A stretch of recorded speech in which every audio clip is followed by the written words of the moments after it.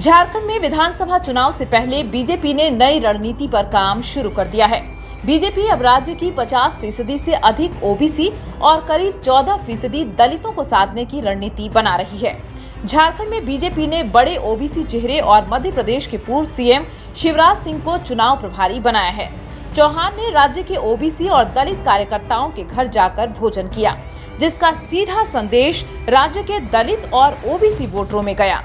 दूसरी, झारखंड में सह चुनाव प्रभारी हेमंत बिस्वा शर्मा ने बीजेपी के बड़े आदिवासी चेहरों से मिलने एक एक कर उनके घर पहुंच गए।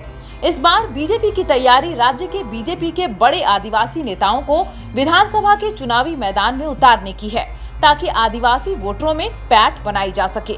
इसके साथ ही पार्टी ने विधानसभा की चुनावी तैयारियों में बीजेपी के मुख्यमंत्रियों, बड़े मंत्रियों और अलग अलग राज्यों के मुख्यमंत्रियों को जिम्मा थमा दिया है।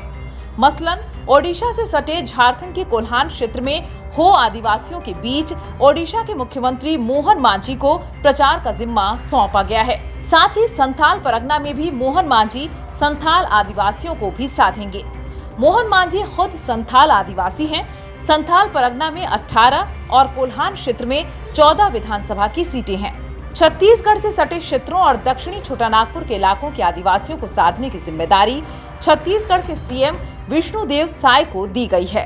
उसी तरह यूपी से सटे पलामू और उन इलाकों में जैसे संथाल में, जहां बांग्लादेश से अवैध घुसपैठ के चलते डेमोग्राफिक बदलाव हुआ है, उन इलाकों में यूपी के मुख्यमंत्री योगी आदित्यनाथ के दौरे और चुनाव प्रचार कराया जाएगा।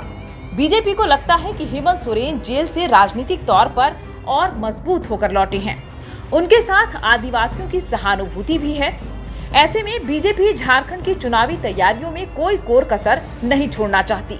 पार्टी के नेताओं को लगता है कि झारखंड की जीत बीजेपी के लिए अगले साल होने वाले बिहार विधानसभा चुनाव में भी जीत की पटकथा लिखने में मददगार साबित होगी। झारखंड के मुख्यमंत्री हेमंत सोरेन के खिलाफ बीजेपी का भ्रष्टाचार का मुद्दा बेअसर रहा है। लोकसभा चुनाव में बीजेपी की सीटें 11 से घटकर 8 हो गई, वहीं जेएमएम की सीट 1 से बढ़कर 3 हो गई। बीजेपी झारखंड के आदिवासियों के लिए सुरक्षित सभी सीटें हार गई। कांग्रेस और जेएमएम ने सुरक्षित सभी 5 सीटें जीत ली है।